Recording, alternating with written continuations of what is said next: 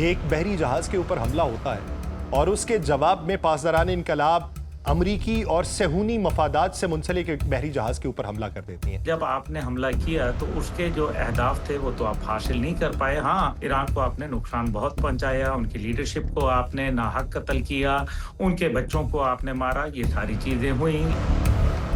Donald Trump साहब ने ये फैसला कर लिया है कि उन्होंने इसराइल को हर हालत के अंदर प्रोटेक्शन प्रोवाइड करनी है और यही वजह है कि वो प्रोटेक्शन प्रोवाइड करते-करते कहीं अमेरिकन मफादात को बहुत पीछे छोड़ दिया है। बैरूत के ऊपर हमले किए हैं और जिस तरीके से जनूबी लबनान के ऊपर हमले किए हैं और जिस तरीके से अपना महाज येलो लाइन की सूरत में आगे बढ़ाया है, अगर कभी टेबल टॉक दोबारा हुई जो अभी फिल वक्त होती दिखाई नहीं दे रही, और इसकी कंपनसेशन के लिए क्या मंजरनामा होता? इसराइली अदालत अपना फैसला मौखर कर देती है, जो उसने फैसला सुनाना है नेतन्याहू के लिए, लेकिन 2 महीने का मतलब यह है कि आपको एक मौका दिया जा रहा है, आपको असला भी दिया गया अमेरिका की जानिब से और आपको एक गुड कॉप और बैड कॉप खेला जा रहा है। ये यासिर साहब, ये आप इन चीजों को जरा आप इंटीग्रेट करें तो आपको पता चलेगा। बिस्मिल्लाहिर्रहमानिर्रहीम, अस्सलाम वालेकुम नाज़रीन, सुनो पॉडकास्ट में खुशामदीद। मैं हूं यासिर रशीद। नाज़रीन, इस वक्त अगर ईरानी महाज देखा जाए तो ईरान ने एक ऐसे फ्लीट के ऊपर हमला किया है जो अमेरिका का फ्लीट है और कुवैत के अंदर मौजूद था, और वहाँ पे ईरानियन जो मिसाइल हैं उनको इंटरसेप्ट किया गया उसी वक्त में कि जब डोनाल्ड ट्रंप की एक फ़ोन कॉल का तज़किरा है जो बेंजामिन नेतन्याहू से हुई और जिसके बारे में ये कहा जाता रहा कि एक्सियोस रिपोर्ट करता है कि चमड़ी बचाने की बात की जो डोनाल्ड ट्रंप की तरफ से नेतन्याहू को की गई, और ये कहा गया कि पागल इंसान है और नाशुक्रा इंसान है। लेकिन लबनान के महाज के ऊपर अगर नज़र दौड़ाई जाए तो वहाँ पे जिस हद तक इंटरवीन करने की कोशिश की गई है और जिस हद तक बम्बार्डमेंट की गई है और जिस हद तक वहाँ पे इंसानी बहरान दिखाई दिया है और बैरूत के अंदर पेशकदमी की बातें थीं और उसको ऐन वक्त के ऊपर अमेरिका रोकने का क्रेडिट ले रहा है, तो क्या बातें यही हैं जो एक्सियोस रिपोर्ट कर रहा है या फिर पसे पर्दा इन दोनों ताकतों की आपसी बातचीत भी जारी है? और एक ऐसा वक्त कि जब वॉशिंगटन के अंदर तल अबीब के लोग भी मौजूद हैं और बैरूत के लोग भी मौजूद हैं और उनके दरमियान एक डायलॉग हो रहा है, तो हिजबुल्लाह की नुमाइंदगी उसमें किस हद तक मौजूद है? हिजबुल्लाह को किस हद तक कॉर्नर किया जा रहा है? हिजबुल्लाह के तहफ़्फ़ुज़ात किस हद तक देखे जा रहे हैं? और अभी ये जो एक नई जंग फिर से दोबारा शुरू होने का इंदिया मंजर आम पे आ रहा है, अगर इसको अल्फाज में समेटा जाए और इस पूरे मंजरनामे को लपेटा जाए तो वो मंजर कशी क्या होगी? तो इसी पे बात करेंगे। हमें ज्वाइन किया है दिफाई तजियाकार हैं, माहिर बैनुल अक़वामी अमूर हैं, चेयरमैन तहरीक जवानान पाकिस्तान अब्दुल्ला हमीद गुल साहब ने। गुल साहब, बहुत शुक्रिया आपके वक्त का। गुल साहब, अगर कुछ दिन पुरानी कहानियाँ देखें, एक बहरी जहाज के ऊपर हमला होता है और उसके जवाब में पासदारान इनकलाब अमरीकी और सेहूनी मफादात से मुंसलिक एक बहरी जहाज के ऊपर हमला कर देती हैं। फिर हमें यह भी सुनने को मिलता है कि अमरीका ने कुछ जज़ायर हैं जिसके ऊपर हमले किए हैं, लेकिन वहाँ पे नुकसान क्या हुआ उसकी इतलात मंजर आम पे नहीं आती। और फिर अभी ये खबर मिलती है कि अमरीकी बहरिया के 5वें फ्लीट के ऊपर जो है वो ईरान ने हमला कर दिया है और मिसाइल्स को इंटरसेप्ट होने की इत्तलात सामने आई हैं। तो आप क्या समझते हैं कि पसे पर्दा जो बातचीत जारी थी वो कहीं लपेट दी गई है और अब जंग के फिर से इशारे हैं, या फिर यहाँ पे कोई और पोस्चरिंग चल रही है जिसको समझना अभी आम इंसान के बस की बात नहीं? बिस्मिल्लाहिर्रहमानिर्रहीम, बहुत-बहुत शुक्रिया। यकीनन जो आपने आखिरी बात कही, वो मेरे ख़्याल में ज़्यादा मुनासिब है। उसकी सबसे बड़ी वजह ये है कि नंबर 1, ये जंग शुरू क्यों की गई थी? क्योंकि जब ईरान अपना ज़ीरो एनरिचमेंट पे न्यूक्लियर प्रोग्राम ला रहा था, 2025 में ऐलान हुआ था बाकायदा ओमान की जानिब से, तो फिर उसके ऊपर हमला क्यों किया गया? नंबर 1। नंबर 2 ये है कि जब आपने हमला किया तो उसके जो अहदाफ थे वो तो आप हासिल नहीं कर पाए। हाँ, ईरान को आपने नुकसान बहुत पहुँचाया, उनकी लीडरशिप को आपने नाहक कत्ल किया, उनके बच्चों को आपने मारा, ये सारी चीज़ें हुई, लेकिन साथ ही साथ हुर्मुज़ भी बंद हुई। हुर्मुज़ खुल गई, फील्ड मार्शल साहब की कोशिशों से फिर हुर्मुज़ खुल गया। लेकिन उसके बाद फिर अमेरिका की बंदिश कर देना, फिर चीन का दौरा होना, फिर चीन के दौरे के बाद वहाँ से कुछ हासिल ना होना और अमेरिका मखमसे में पड़ जाता है और फिर वो अब अपना जो गुस्सा है वो इसराइल पर निकालने की कोशिश करता है और कहता है कि तुम्हारी वजह से ये मामलात खराब हो गए। हुँ, फिर ये भी बड़ी इंटरेस्टिंग बात है कि जब ये कहा जा रहा था कि वो जंग होगी या अमन होगा, तो उस टाइम पे मैं सुनो नेटवर्क के ऊपर मैंने यही गुफ्तगू की थी कि अगर उन्होंने जंग करनी होती तो पीट हेग्सेट को बुलाते, वो बुलाते अपने जॉइंट चीफ को बुलाते, लेकिन उन्होंने बुलाया जेडी वेंस को हुँ, और स्टीव विटकॉफ को, जैरेड कुशनर को, ये वो तमाम तीनों मेंबरान थे जो पुरअमन मुज़ाकरात के लिए पाकिस्तान तशरीफ लाए थे। अब हुँ, ये वो बातें थी जिसके ऊपर हम कैलकुलेट कर रहे थे, लेकिन लगता ये है कि डोनाल्ड ट्रंप साहब ने ये फैसला कर लिया है कि उन्होंने इसराइल को हर हालत के अंदर प्रोटेक्शन प्रोवाइड करनी है और यही वजह है कि वो प्रोटेक्शन प्रोवाइड करते-करते कहीं अमेरिकन मफादात को बहुत पीछे उन्होंने छोड़ दिया है। हुँ, नतीजा ये निकल रहा है कि ये सारी बातें आपको याद है कि पहले भी एक वॉइस कॉल लीक हुई थी जो कि जेडी वेंस और नेतन्याहू हुँ, के दरमियान हुँ, हुई थी। हुँ, उसके अंदर भी काफ़ी तल्ख़ कलामी हुई थी, लेकिन उसके बाद वो बात आई गई हो गई।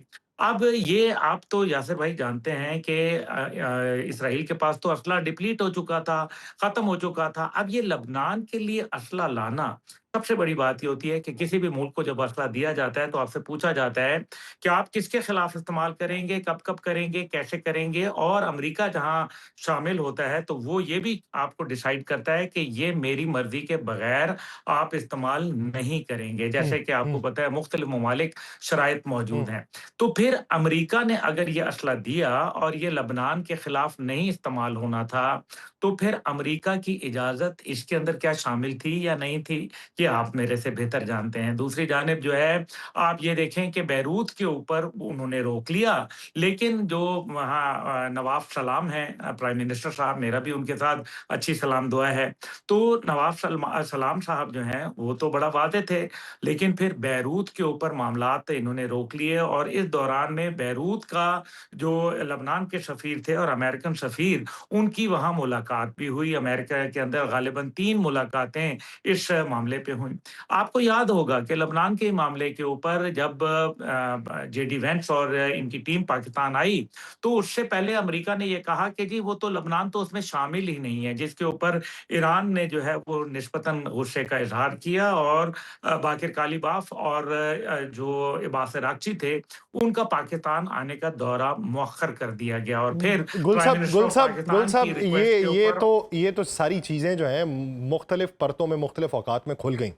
अभी अगर लबनान की सूरत हाल देखें, जिस तरीके से हिज़्बुल्लाह के नाम के ऊपर इन्होंने बैरूत के ऊपर हमले किए हैं और जिस तरीके से जनूबी लबनान के ऊपर हमले किए हैं और जिस तरीके से अपना महाज येलो लाइन की सूरत में आगे बढ़ाया है, आप क्या समझते हैं कि ये एक लंबा वक्फा है, 1 महीने का, 1 डेढ़ महीने का, इसमें जितना नुकसान किया है, ईरान का इस बारे में मौक़िफ़ अगर कभी टेबल टॉक दोबारा हुई, जो अभी फ़िल वक़्त होती दिखाई नहीं दे रही, अगर हुई तो इस बारे में मौक़िफ़ क्या होगा?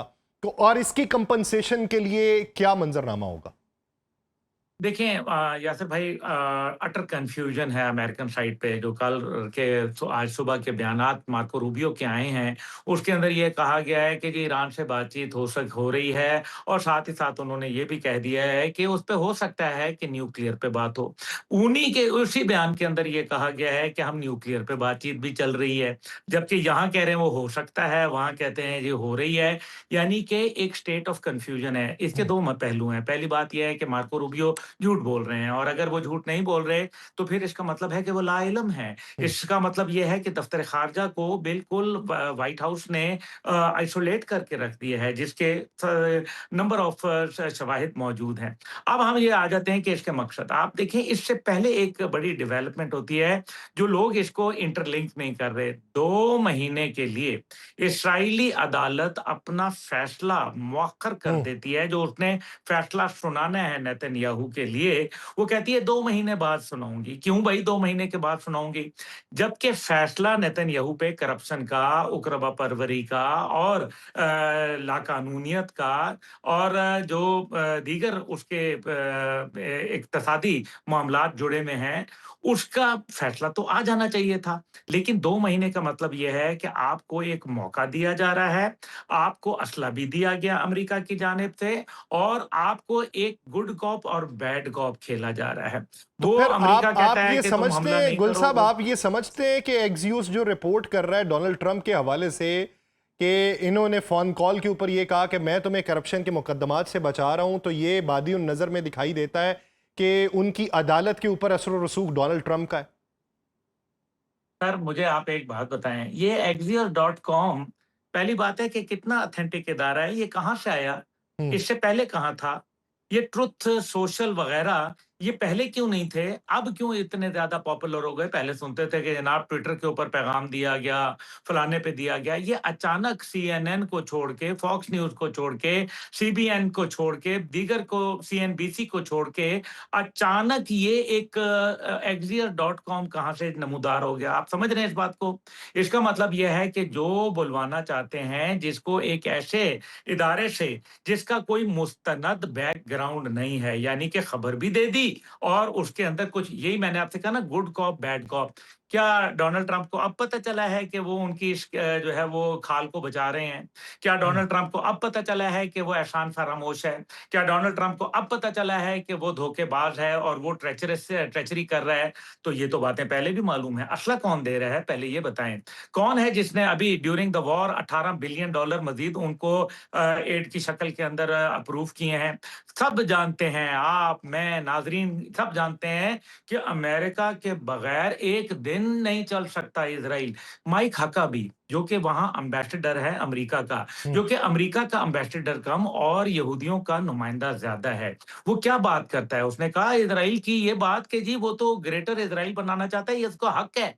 ये अब आप मुझे बताएँ अमेरिकी जो सफ़ीर है, वो ये बात कर रहा है, क्या ये वाशिंगटन की मर्ज़ी के बगैर कर रहा है? और अगर कर रहा था तो उसको सैक कर देना चाहिए था, हम्म। तो फिर तो वो तो नहीं हुआ।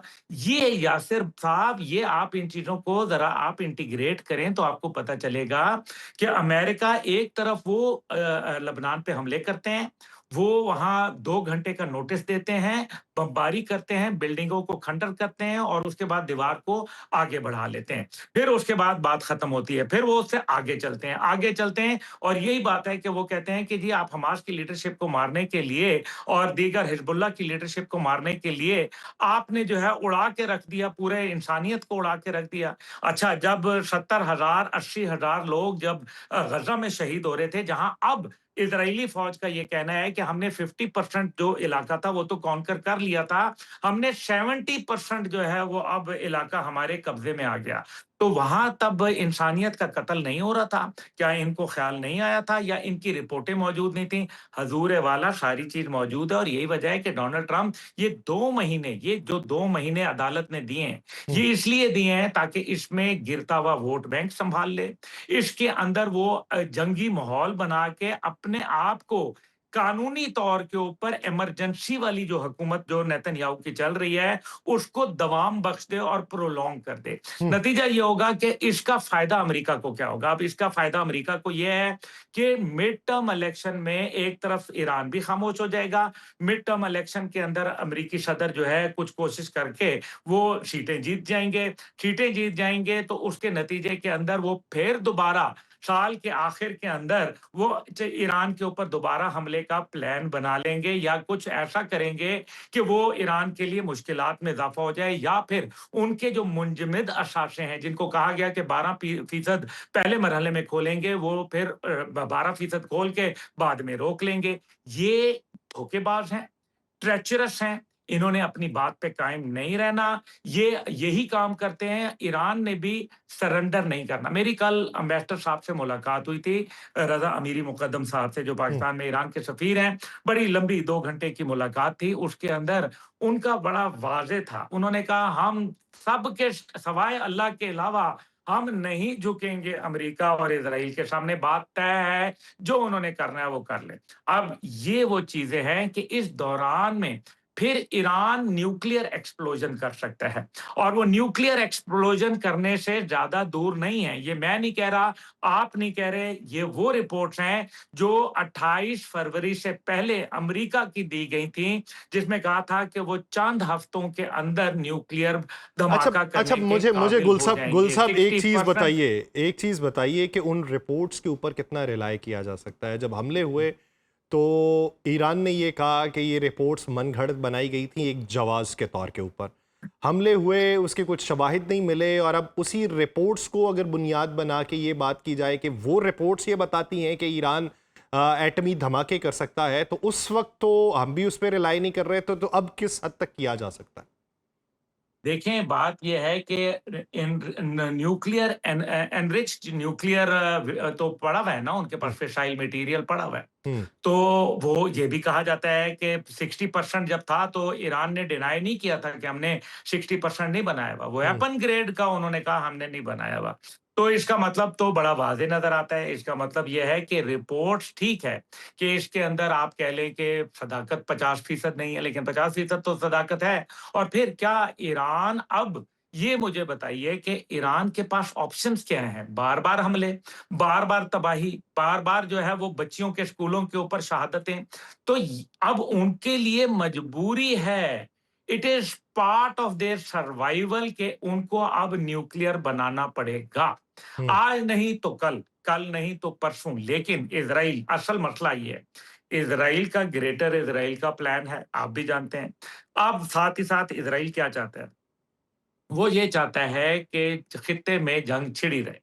खित्ते में जंग छिड़ी रहेगी तो अमेरिका के सींग फँसे रहेंगे, अमेरिका के सींग फँसे रहेंगे तो इज़राइल को तक़वियत मिलती रहेगी, इज़राइल को तक़वियत मिलती रहेगी तो ग्रेटर इज़राइल के नक्शे में रंग भरना आसान हो जाएँगे और अरब दुनिया के ऊपर धाक कायम रहेगी। लेकिन अब जो तुर्किया के ऊपर और मिस्र पर हमलों की बातें आ रही हैं और ये अब उनके ऑफ़िशियल सोर्सेज़ से आ रही हैं, तो फिर इसका मतलब ये है कि जंग के जो अरीना है, जो इलाका है, उसको बढ़ाया जा रहा है। अच्छा, और अगर ये बढ़ाया जा इस रहा है पे तो गुल साहब, ईरान की ये आपका बात यहाँ। आपका एक बैलेंस तज्जिया क्या होगा तुर्किया के बारे में?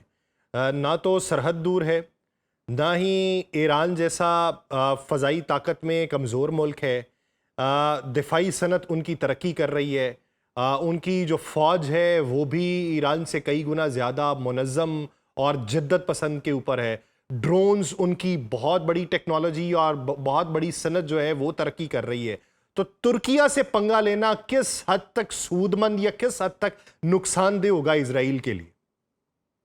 देखें, ये उसके लिए नुकसानदेह नहीं बल्कि खुदकुशी के मुतरादिफ होगा। इसमें कोई दूसरी राय नहीं है। तुर्किया मामूली मुल्क नहीं है, आपने खुद ये सारी बातें बता दी।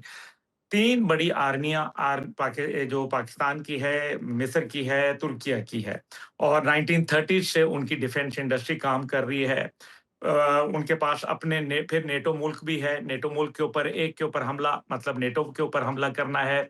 लेकिन इन सब के बावजूद वो इतना करेंगे कि इनको एंगेज रखें, हम्म। इनको बॉर्डर्स के ऊपर एंगेजमेंट रखें। फुल फ्लैग जंग के ऊपर नहीं जाएगा, लेकिन एंगेज रखने के लिए, और वो अभी नहीं होगा। लेकिन सर, जब तक कि सर वो ईरान इंगेज को अपने इंगेज तो पहले मकासद में। भी गुल साहब, इंगेज तो पहले भी कुर्दों की सूरत में उन्होंने कर ही रखा है। बिल्कुल कर रखा है, तो वो फिर क्या करेंगे? सरफेस टू एयर मिसाइल देंगे। फिर वो इसी तरीके से और चीज़ें देंगे जो कि ज़ाहिर है टेक्नोलॉजी को काउंटर करेंगी। हम्म। ये वो चीज़ें हैं जो कर सकते हैं, लेकिन वो पहले ईरान के साथ निपटेंगे। ईरान से निपटे बगैर वो तुर्किया तक नहीं पहुँच सकते, ये उनकी मजबूरी है। हाउएवर, मैं इसके ऊपर गुज़ारिश करूँ। अब ये चाहते हैं कि एक ऐसा सेटअप हो जिसके अंदर, क्योंकि अगर इलेक्शन हो गए 27 अक्टूबर को इज़राइल में, तो नेतन्याहू तो गया, ये बात तो वाज़ेह नज़र आ रही है। और अगर नेतन्याहू गया तो फिर जो अमेरिकी सदर और उनकी फैमिली से जुड़े कारोबार और एप्स्टीन फाइल के मामलात हैं, वो भी फिर ज़्यादा देर पर्दों के पीछे नहीं छुप सकते। इसलिए बेहतर ये है कि इज़राइल के अंदर हकूमत इमरजेंसी सूरत-ए-हाल में कंटिन्यू करे और इलेक्शन पोस्टपोन हो जाएँ। ये है वो असल चीज़ जिसको डोनाल्ड ट्रंप जो है वो देख रहे हैं, इज़राइल के साथ मिलके देख रहे हैं। ये नूरा कुश्ती Axios.com पे जो हो रही है, जिसके अंदर बताया ये जा रहा है कि जनाब ये हो जाएगा, वो हो जाएगा, तुम नाशुक्रे हो, फलाना हो, ढिमकाना हो। भई नाशुक्रे हो तो तुम अगर यही काम किसी और ने किया होता फिर? अगर ये काम पाकिस्तान ने किया होता, सऊदी अरब ने किया होता तो डोनाल्ड ट्रंप तो उस टाइम पे हमले कर चुके होते, उनकी एड बंद कर चुके होते, उनको वीटो करना छोड़ जाते। उनके लिए वीटो कौन करता है? एक एक जिसको कहते हैं ना यूनाइटेड नेशन के अंदर एक करारदाद लाना अमेरिका के लिए कोई मुश्किल नहीं है। किसी मुल्क से कह देंगे करारदाद आ जाएगी, उसके ऊपर वो वीटो नहीं करेगा तो फिर इज़राइल कहाँ खड़ा होगा? लेकिन इसका मतलब ये है कि कुत्ती चोरों से रली हुई है। I am sorry to use this word. तो सर, आप समझते हैं कि इस जंग को इतना प्रोलॉन्ग किया जा सकता है कि अगले कुछ साल इलेक्शन को डिले के मंजरनामे में रखा जाए? कितना डिले कर लेंगे और इतने महाज खोल के किस हद तक उसके ऊपर जो है वो स्टिक रह लेंगे? हाँ, ये बहुत इंपॉर्टेंट क्वेश्चन है।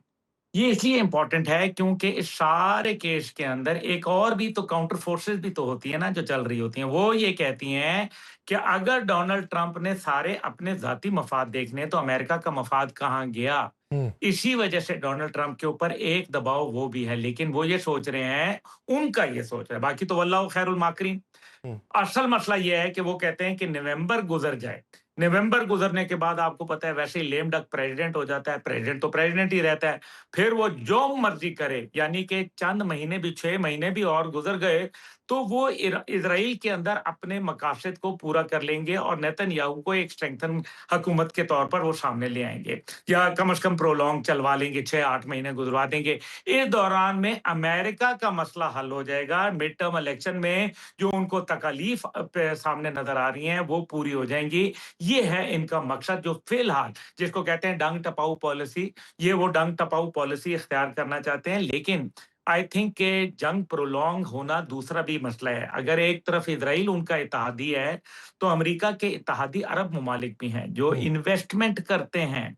और अगर वो इन्वेस्टमेंट उन्हों के मुल्कों के अंदर जो मुआशी बदहाली इस टाइम पे नज़र आ रही है, जो मुश्किलात में वो घिरे हुए हैं, ये ज़्यादा प्रोलॉन्ग नहीं कर सकते। डोनाल्ड ट्रंप सिर्फ़ एक तस्वीर का रुख देख रहे हैं, अपना ज़ाती मफ़ाद, अपना मकसद, इज़राइल का मकसद, अमेरिका का मकसद नहीं।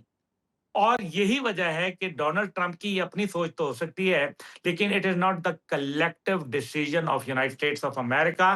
That is why every second day उनका कोई ना कोई बंदा या तो मुस्तफ़ी हो रहा है या उसको निकाला जा रहा है। ये अभी कॉम्प्लेक्स सिचुएशन है, पाकिस्तान को एम्बैरेस करवाया है बुनियादी तौर पे डोनाल्ड ट्रंप ने। मामला तय पा चुके थे, फील्ड मार्शल साहब ईद से पहले चले गए और सारा कुछ वहाँ तय कर पाए। जब सारा कुछ तय पाया, सब चाइना के साथ भी बात हो गई, हर चीज़ तरफ से जो है ईद के फ़ौरन बाद एक खुशी का पैगाम आना था। अब इसके अंदर रोड़े कौन अटका रहा है? ये अगर रोड़े और फिर अमेरिका के ऊपर हमला, वहाँ से जो उनके ऊपर हमला और जो शुरू में आपने कहा कि कुवैत के ऊपर हमला किया गया, क्यों किया गया? वो जो 5th फ्लीट वहाँ है, वो तो पहले ही फ़ारिग हो चुकी है। सीएनएन की आपने वो प्रोग्राम देख लिया होगा, घोस्ट बेस यानी कि भूतों का रहने वाला बेस, वो तो तबाह-बर्बाद हो चुका है। 5th फ्लीट तो शुरू में ही उड़ा दी थी उन्होंने और साथ ही साथ जो उनके लिए इश्यूज़ ये आ रहे हैं कि अमेरिकन मिलिट्री प्रेज़ेंस इस टाइम पे देखें 50,000 फ़ौजी उन्होंने वहाँ रखे हुए थे। आखिर वो 50,000 फ़ौजी अभी वो कहते हैं जी हमने चंद जज़ीरों पे हमला किया। वैसे तो वो मिनट-मिनट फुटेज दिखाते हैं, वो जज़ीरों की फुटेज किधर है? हम्म। कोई इंटरनेशनल इदारे ने कोई उसके ऊपर रिपोर्ट नहीं की। इसका मतलब ये है कि झूठ पे बात कर रहे हैं। अभी परसों पनामा का झंडा लगा हुआ था, तो उन्होंने एमएससी का जो शिप लाइनर था, उसको निशाना बनाया ईरान ने और उसको ठोक के रखा। वो आपने देखा इतना बड़ा सुराख कर दिया उसके अंदर, टॉर्पीडो मार दिया उसके अंदर। तो ये वो तमाम चीज़ें हैं, इसका मतलब है कि ईरान मान नहीं रहा, जवाबी हमले कर रहा है अच्छा गुल और साहब, यही एक वजह चीज है एक कि चीज ये इस टाइम पे बताएं कि कॉन्फ्लिक्ट बढ़ रहा है। हमने एक लम्हे को ये सुना था कि अगर ईरान के ऊपर इसी तरीके से मुआशी घेरा तंग रखा गया, इसी तरीके से ब्लॉकेड को जारी रखा गया और इसी तरीके से मुज़ाकरात का कोई नतीजा ना निकाला गया और यूं ही फ़ज़ा बेचैनी की फैलाई रखी गई, तो ईरान ने ये कहा था कि फिर हम मजबूरन हमले करेंगे और हम अपने आप को खुली फ़ज़ा में लेके जाएंगे, तंग फ़ज़ा के अंदर नहीं रखेंगे। अगर ये हल नहीं निकलता तो वो जो प्रोवोक करने की कोशिश है जिसे बार बार किया जा रहा है, तो वो उसका रिएक्शन दुनिया को क्या देखने को मिलेगा और उसके नतायज खित्ते को क्या भुगतना पड़ेंगे? फिर दुनिया को तो रोटी देखना भी मुश्किल हो जाएगी, सीधी-सी बात है, वो आप भी जानते हैं, मैं भी जानता हूँ। दूसरा अभी ये तो अभी छोड़ें, आपनाए हुरमुज़ के बाद अभी तो ये तो आपनाए वो ये अपना बाब-अल मंदब बंद करने वाले हैं और ये बात इन्होंने अभी ऑलरेडी इसकी मिलिट्री ऑपरेशन प्लानिंग हो चुकी है। दूसरी जानिब जो है वो तमाम का तमाम उनकी तरसीलात बंद नहीं की जा सकती क्योंकि ईरान के साथ आपको पता है कि उधर अज़रबैजान का भी मामला चलता है, वो भी एक मसला उनका है, पाकिस्तान के साथ बॉर्डर है, सीरिया के साथ बॉर्डर है, इधर इनके साथ बॉर्डर है इराक के साथ है। तो ईरान के साथ एक अच्छा खासा उनकी तरसीलात तकरीबन मोर और लेस और जो रशिया को भी जा रहा है यहाँ से, वो अभी तक तो उनकी तरसीलात चल रही हैं। लेकिन साथ ही साथ रशिया ने भी तो यही कहा है ना कि ईरान के ऊपर अगर मज़ीद जो है वो किया गया तो फिर नेचुरली उनके लिए मुश्किलात में इज़ाफ़ा हो जाएगा। दूसरी जानिब आप यूक्रेन को देख लें, रशिया वहाँ से भी उसको पिंच हो रहा है। वो कह रहा है कि जनाब यूक्रेन के साथ अभी इंटेंस हो गई है उनकी जंग, आपके इल्म में है इस बात का। हाउएवर मैं ये समझता हूँ कि दुनिया के लिए मुश्किलात में शदीद इज़ाफ़ा होगा, अरब दुनिया के लिए ख़ास तौर पर जीसीसी टूटने वाला है और साथ ही साथ तकरीबन टूट ही चुका है। लेकिन दूसरी जानिब जो है अमेरिका के साथ फिर मामलात बहुत खराबी इख्तियार कर जाएँगे अरब ममालिक के और शायद अमेरिका इस टाइम पे ये अफ़ोर्ड ना कर पाए। अच्छा, आप समझते हैं कि ईरान के अंदर ये जो ईद से पहले कहा जा रहा था कि मुख्तलिफ तबकात जो हैं वो एक पेज के ऊपर नहीं हैं, और फिर जब फील्ड मार्शल ने और वज़ीर दाखिला मोहसिन नकवी ने दौरा किया, मुख्तलिफ तस्वीर मंजर आम पे आई, पासदारान इनकलाब के चीफ़ की तस्वीर से भी मंजर आम पे आई, तो उससे ये तासुर ज़ायल हो गया कि तमाम अफराद, तमाम तबकात, तमाम नज़रियात एक पेज पे हैं, या अभी भी कहीं ना कहीं पे वो रिफ्ट या तज़ाद पाया जाता है? नहीं ये मेरे ख़्याल में टोटल केओस है, झूठ बोला जा रहा है, ईरान के अंदर कोई मसला नहीं है, मसूद पज़ेश्कियान साहब इस्तीफ़ा दे देंगे। भई वो क्यों दें इस्तीफ़ा? डोनाल्ड ट्रम्प साहब क्यों ना दे दें इस्तीफ़ा? प्रॉब्लम तो उनके मुल्क में है, लोग तो उनके मुल्क में निकले हुए हैं, यहाँ तो जो निकले थे वो सेटल डाउन हो गए और बाद में खुद अमेरिका स्कॉट बेसेंट ने जो है बयान दिया जो कि उनके वज़ीर ख़ज़ाना है अमेरिका का, कि हमने ये करवाया था जो 2025 के आखिर में दिसंबर में शुरू हुई थी शोरिश ईरान के अंदर, तो वो हमने शुरू कराई थी। तो इसका मतलब तो बड़ा वाज़ेह है कि अमेरिकन स्पॉन्सर्ड था, वो किल हो गया। वक़्त के साथ-साथ अब जो उनको 2 प्रॉब्लम्स आ रही हैं बहुत बड़ी। एक पहली बात ये है कि जो वो आयतुल्लाह अली ख़ामेनी की जो वहाँ तदफ़ीन का काम कर रहे हैं, सुनने में ये आ रहा है कि वो एक बहुत बड़ा प्रोसेशन होगा। आज से 1989 में जब आयतुल्लाह ख़ामेनी को जब उनका फ्यूनरल हुआ था, तो उस टाइम पे तकरीबन 1/5 of the population of Iran जो थी वो बाहर आई हम्म, थी। हम्म, और ये याद रखें कि आयतुल्लाह ख़ामेनी के बाद ये जंग के अंदर इनका वाक़या हुआ और उस टाइम पे कहा जाता है कि 10 मिलियन लोग बाहर निकले थे। उस टाइम की 1/5 पॉपुलेशन थी। इस बार वो इसको और वो तारीख के अंदर दूसरा बड़ा जनाज़ा था। तो ये एक यूनिटी का मौका भी फराहम कर देगा। दूसरी जानिब है कि ये एक इससे एनर्जी लेवल बूस्ट हो जाएगा। दूसरा, मुहर्रम उल हराम शुरू हो रहा है और मुहर्रम के अंदर आपको पता है कि अहले तशय्युह जो हैं, उनका एक लेवल कुछ और होता है। हम्म। तो वो जो एक जज़्बा का लेवल है, वो उसमें मल्टीप्लाई हो जाएगा बाय 10 टाइम्स मिनिमम। उसके अंदर फिर क्या करेंगे? तो ये वो खतरनाक टाइम होगा, जिसके अंदर वॉर ब्रेक हो सकती है, खुदा ना यानी खास्ता। आपको आपको ये तदफीन भी मुहर्रम के दिनों में होती दिखाई दे रही है, लगता है ऐसा ही है, जी हाँ। क्योंकि इट विल ऐड इस टू द हवाले से फ्यूल। जिन लोगों को दुनिया भर से मदऊ करना है, उनके बारे में जो तफसीलात जमा की जा रही हैं, उससे तो यही अंदाज़ा होता है कि अगर तफसीलात इन दिनों में जमा की जा रही हों, तो फिर तदफीन के मराहिल जो हैं वो मुहर्रम के दिनों में ही होंगे। तो अगर मुहर्रम के दिनों में तदफीन के मराहिल मुकम्मल किए जाते हैं, तो फिर उस पे पसे पर्दा आपको क्या चीज़ें दिखाई देती हैं जो ईरानियों के जहनों में चल रही हैं? जी, उससे तो फिर यही है कि एक जो यूनिटी का पैगाम है, स्ट्रेंथ का पैगाम है, डिनायल का पैगाम है और हकूमती एतमाद का पैगाम है। कि भाई हुकूमत वगैरह ये जो सारी बातें इधर उधर चल रही हैं, मुख्तलिफ बातें कि जनाब फूट पड़ गई, फलाना हो गया, ये कह दिया, वो कह दिया, ये तमाम बातें जो हैं वो डाई डाउन हो जाएंगी, जिससे एक मजबूत ईरान जो है, जो कि अभी वॉर के एशेज से बाहर नहीं आया, वो मजबूती से बाहर आएगा और दुनिया को एक पैगाम वाज़ेह हो जाएगा कि जो दरमियान में एम्बिगिटी है, जो दरमियान में एक इल्यूजन क्रिएट किया गया है, वो खत्म हो जाएगा और जब भी क्लैरिटी ऑफ थॉट जन्म लेती है, तो कौमें ज़्यादा मजबूत होके आती हैं। मेरा एक आखिरी सवाल, जो गुल साहब आपने तज़किरा किया कि पाकिस्तान को डोनाल्ड ट्रंप ने शर्मिंदा करवाया, पाकिस्तान की पोजीशन ईरान के नज़दीक तो तकरीबन वैसी ही होगी, या फिर आप समझते हैं कि उसमें कुछ दरार आई है? दूसरा ये कि मुस्तकबिल में पाकिस्तान का किरदार इस हवाले से क्या होगा और पाकिस्तान के लिए मुश्किल क्या हो सकती? देखिए, पाकिस्तान के लिए मेरे ख़्याल में पाकिस्तान फिर अपना डिसीज़न लेगा और वो फिर शायद वेस्ट से एक रिस्पेक्टेबल डिस्टेंस के ऊपर चला जाए। क्योंकि इस टाइम पे पाकिस्तान ने भरपूर कोशिशें की, वो पाकिस्तान की कोशिशें कामयाब भी हुईं। ये बज़ाते खुद बहुत बड़ी कामयाबी थी कि हमने उनको 47 साल के बाद टेबल पे ला बिठाया, सीज़ फायर करवा दिया। देखिए ना, सीज़ फायर तो अभी भी मौजूद है अल्हम्दुलिल्लाह। तो ये पाकिस्तान तो अपनी अचीवमेंट कर चुका है यासिर भाई, हम्म। लेकिन इस सब के अंदर मुस्तकबिल पाकिस्तान मजबूर हो जाएगा और फिर जो चाइनीज ब्लॉक है, जो कि इस टाइम पे अपने आप को असर्ट कर रहा है दुनिया के अंदर खामोशी से, आई थिंक कि फिर हम ज्यादा वजन अपना चाइनीज साइड पे डाल देंगे। हम्म। आप देखें, फील्ड मार्शल साहब गए, सदर पाकिस्तान गए, वजीर आजम पाकिस्तान गए, दीगर वज़राए कराम गए, 75th एनिवर्सरी हुई, सदर शी जिनपिंग का पाकिस्तान आने के इरादे बन रहे हैं। ये तमाम चीजें लग ये रहा है कि अब जो मगरिब से झुकाव है, वो मशरिक की तरफ शिफ्ट कर रहा है और पाकिस्तान को देर ब देर इसके अंदर अपने आप को एडजस्ट करना पड़ेगा। हम्म। क्योंकि अब वेस्ट जो है, वो आपको कुछ भी नहीं दे रहा। आपको जो शेल्टर पहले प्रोवाइड करता था, चीजें करता था, अब मेरे ख्याल में हमारी भी आंखें खुल गई हैं काफी हद तक कि पाक भारत जंग और पाक अफगान जंग के पीछे भी कहीं ना कहीं एक खामोश आशीर्वाद अंकल सैम की मौजूद थी। खामोश आशीर्वाद जहाँ पर मौजूद था, उसके अब असरार और रमूज़ जो हैं वो खुलते दिखाई दे रहे हैं।